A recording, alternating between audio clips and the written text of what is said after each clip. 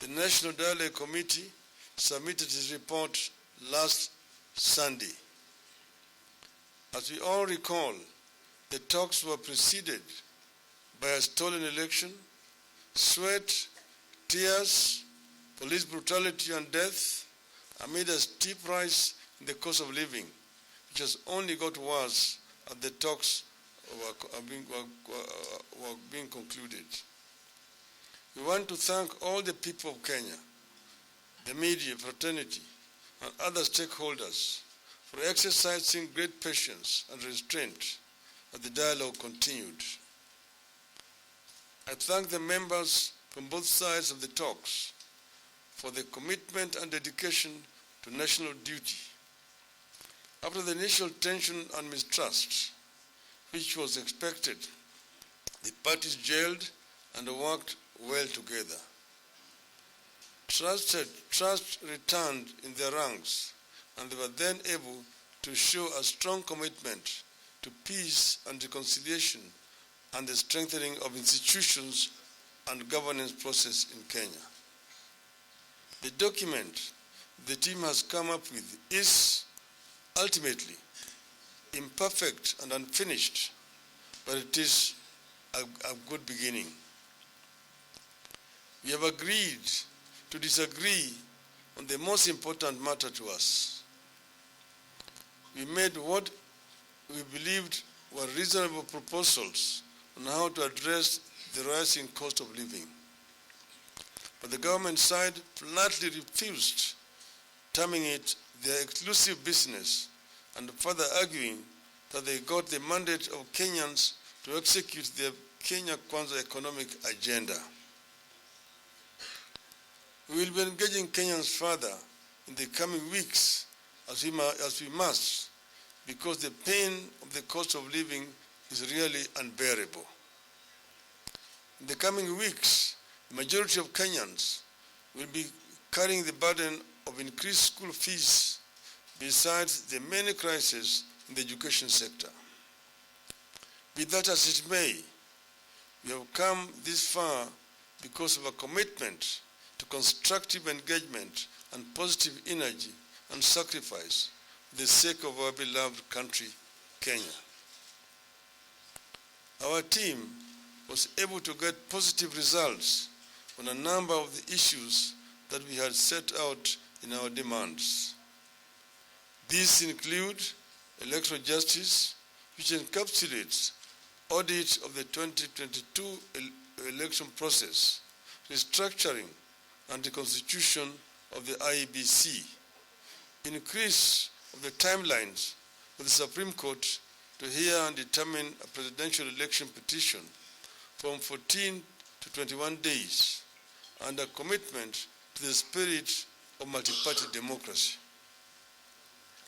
We were also able to agree on the transfer of all devolved functions and the requisite resources to the county governments, in addition to amending the constitution to provide for the equitable share of the county governments to not less than 20% of all revenue collected by the national government from the current 15%, and the establishment of the World Development Fund.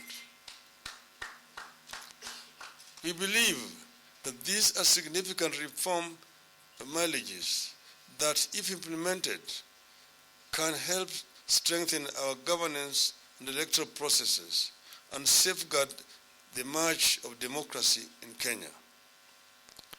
Azimio, however, remains deeply disappointed that the committee was not able to agree on the one fundamental issue on which Kenyans are united across the political divide.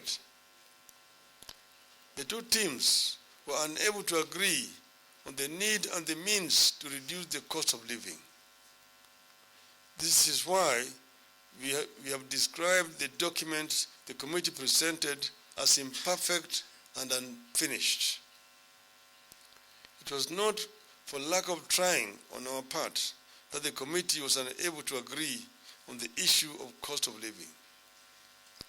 Kenyans will recall that at the beginning of the talks, the Kenya Kwanza administration was adamant that cost of living would never be taken to the discussion table, let alone being discussed.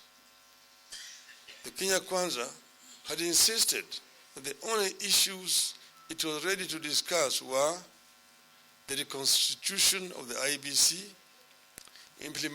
implementation of the two-thirds gender rule, entrenchment of Constituency Development Fund, establishment and entrenchment of the office of the Leader of the Opposition, and the embedment of the office of Prime Cabinet Secretary. Through persistence and insistence, we forced cost of living onto the table.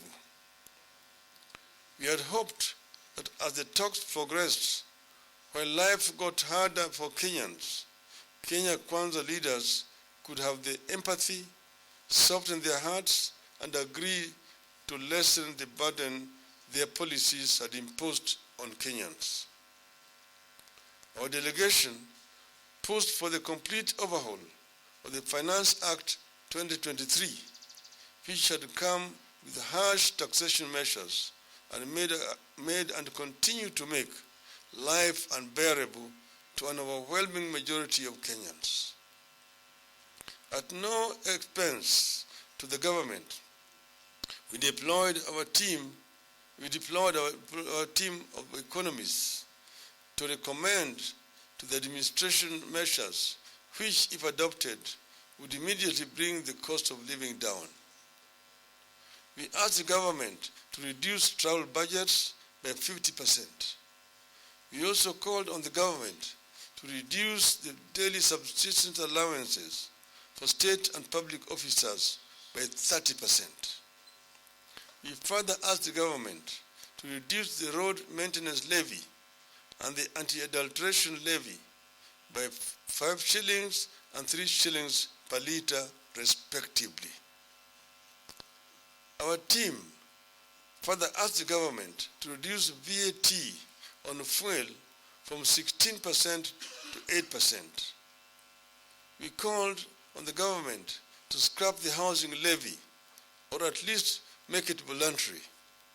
Unfortunately, Kenya Kwanza would not budge.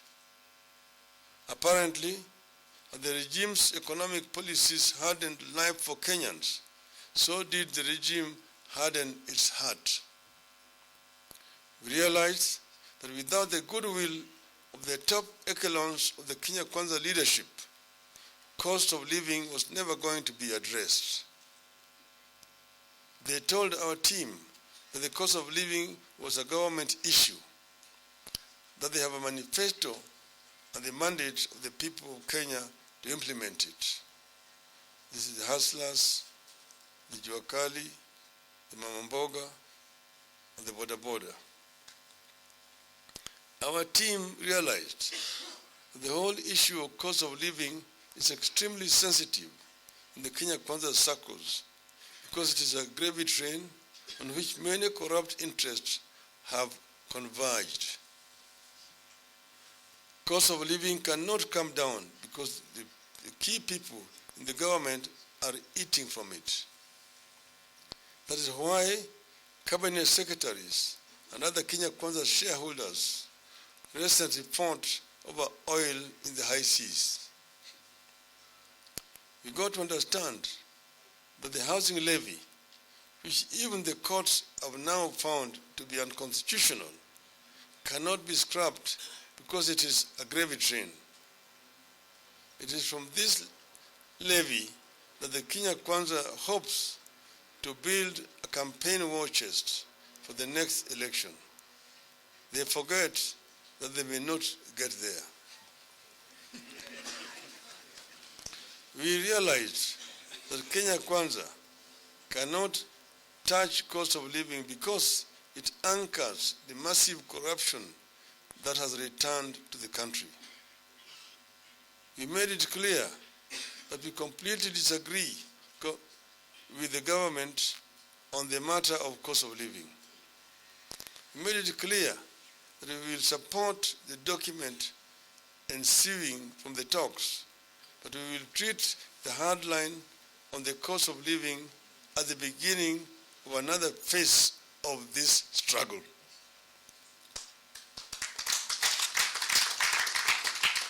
We will seek other ways to press the government to listen to the cries of the people and bring down the cost of living. The other ways will include, but will not be limited to, consultations with the people.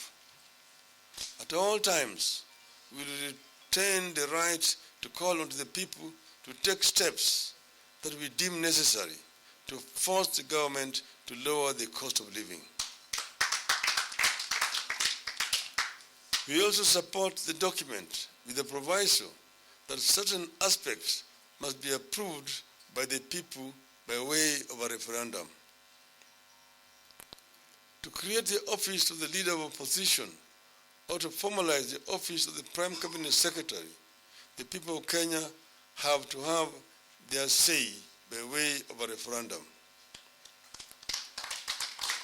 Besides, it is a constitutional requirement that such significant restructuring of government must go through a referendum to avoid the mischief that may be played by some people going to court. It is also our stand that this country cannot continue moving forward by being undecided. We have to agree whether we want a parliamentary, presidential system or a hybrid system. Thank you. End of the statement.